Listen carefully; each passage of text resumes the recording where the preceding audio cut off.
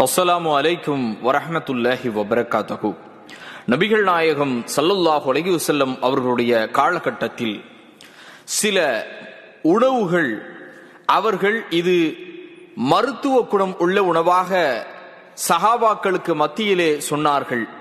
அந்த 4 உணவுகள் குறித்து தான் இந்த வீடியோவிலே நாம் தெரிய இருக்கிறோம். முதலாவதாக புகாரியிலே 5702வது ஹதீஸாக இடம்பெறுகின்றது.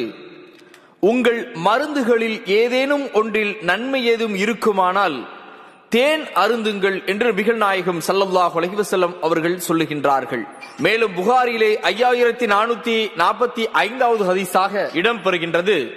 தினமும் காலையில் வெறும் வயிற்றில் 7 அஜ்வாரக பேரிச்சம் பழங்களை சாப்பிடுபவருக்கு அந்த நாள் எந்த விஷமும் இடமளிக்காது என்று நபிகள் நாயகம் கூறுகின்றார்கள். அடுத்ததாக புகாரியிலே 5687வது ஹதீஸாக இடம்பெறுகின்றது.